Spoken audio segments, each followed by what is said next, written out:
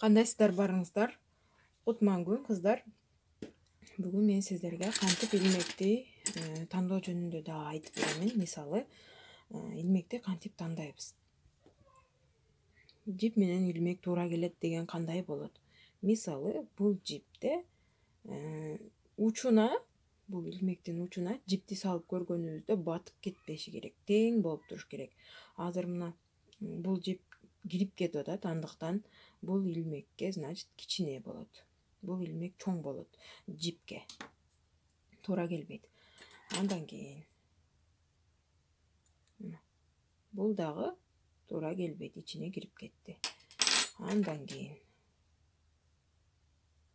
бул дагы туура келбейт, ичине кирип кетип атат. Бул мисалы, мынакей, бул дагы чоң келет экен. Булардын баары ушинтип чыгып кетти. Бул мына 1,5.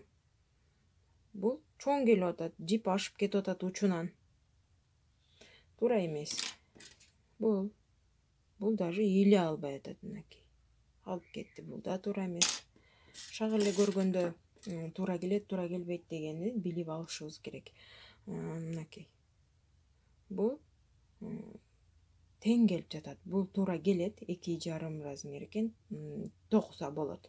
Бирок мындай эмне деп коет, назик илмектер кайрылып токуп жатканда сизге бир аз ыңгайсыздык жаратышы мүмкүн. Арзан болгону менен бул жип менен биз мисалы сайма, андай оңой нерселер болот го, токуй турган платочктун чекелери, ушундай нерселерди токусак болот. Ошол эле илмек менен мына бул экөөнү салыштырганыбызда, мисалы, бул илмек ийилбейт, темир, Японияныкы жазылып турат, Тюльпан деген фирманыкы.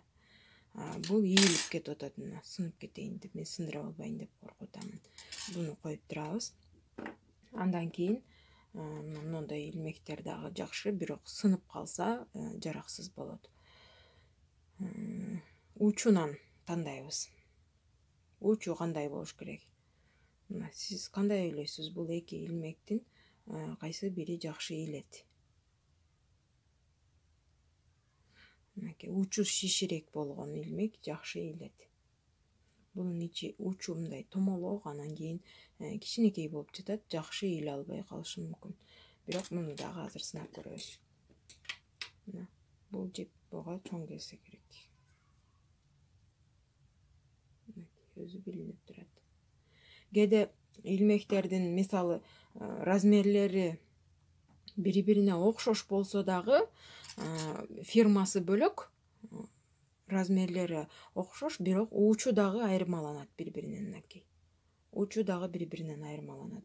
Ошондуктан сиз өзүңүздүн колуңузга ыңгайлуу болгон илмекти сөзсүз алып, тандап көрүп, анан ошого жараша токуп көрүп бир-эки, анан кийин өзүңүз көзүңүз канып калгандан кийин каалаган, өзүңүз жактырган илмегиңизди дайыма ошону колдонуп жүрсөңүз болот. Мисалы, мындай илмектер да жакшы, кармаганга ыңгайлуу, бул илмекке салыштырмалуу.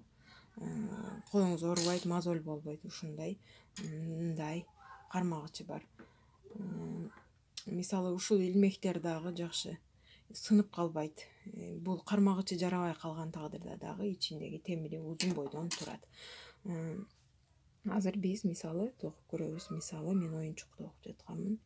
Токуп жатканда эгерде сиз, мынакей, мен токусам, бул жерде тешикчелер пайда болуп, жакшы болбой калды. Демек, бул жип жарабайт, бул илмек жарабайт.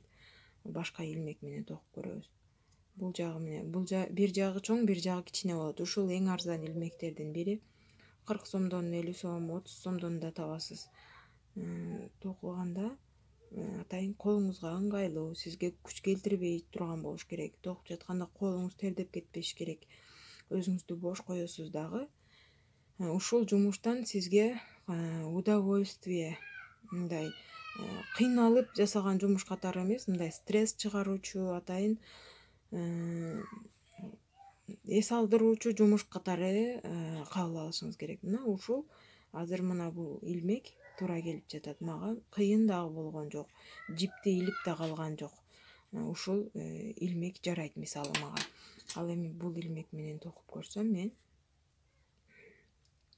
токуп жатканымда мисалы кайрылып кетип жатат. Аркага кайрылып кетип жатат. Мага кыйла эле ыңгайсыздык жаралып, ушундай бир күч менен токуп мына кыйналып жатам. Мен азыр столбики без накида өрүм менен токуп жатам. Ошол узор, бул илмек мага жакпады. Андыктан буну чекеге коюп турамын дагы. Кийинки илмекти салыштырууга өтөмүн. Ошондуктан бир эле илмек албастан 2-3 илмек алып, бири-бири менен салыштырып токуган эң жакшы. Себеби бир эле илмек алып алсаңыз, салыштырганга сизде мүмкүнчүлүк болбойт дагы, кайсы жакшы экенин билбей каласыз.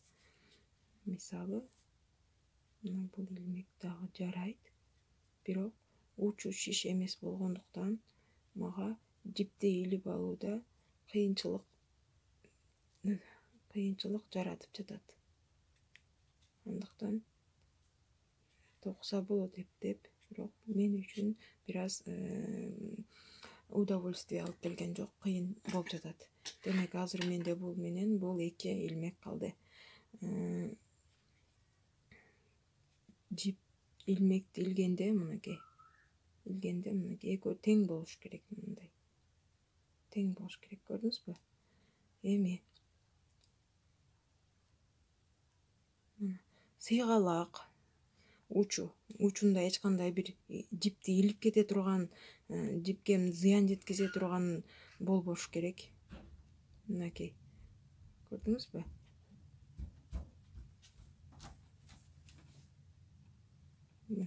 Столбики без накида узору менен токуп жатамын. Мага ыңгайлуу, учу дагы сыйгалак, эч кандай ашыкча күч талап эткен жок. Демек мага ушул илмек жакты, ушул жипке жана ушул токууга. Эгерде сиз токуп жаткан нерсеңиз чоңураак болсо, мен азыр бул жипке жараша тандоону үйрөттүм. Эми эгерде сиздин токуп жаткан жибиңиз жоон болсо, жоондугуна карап, жана ошондой эле жиптеги этикеткадагы мисалы берилген сунушталган размерлерди карайсыз. Мынакей мисалы номер 2-ден 4-кө чейин, 5-тен 7-ге чейин спица жана крючок деп турат. Ошол крючоктун сүрөтү турган жерди карайсыз. Мисалы бул жип Суперлана Ализе Миди, булга сиз 2-ден 4-кө чейин илмекти колдонсоңуз болот. Мисалы 2,5, 4. Мынакей 4 бул жип туура келип жатат буга дагы. Бир аз чоңураак, бирок токуса болот. Бош токуганда 3, мисалы үчүн 3,5 туура келет. Чоңураак илмектер. Ошондой кылып токуп көрүп, атайын мисалы үчүн, ошол сизге кандай ыңгайлуу болсо, кайсы илмек ыңгайлуу болуп жатса, ошол илмек менен улантып жумушуңузду жасап, токууңузду бүтүрүңүз. Анда эмесе сиздерге мен тегиз илмектерди каалаймын. Үйрөнүүлөрүңүздө ийгиликтер болсун. Сабактарды көрүп, жакшы жетишкендиктерге жетишиңиздер. Рахмат.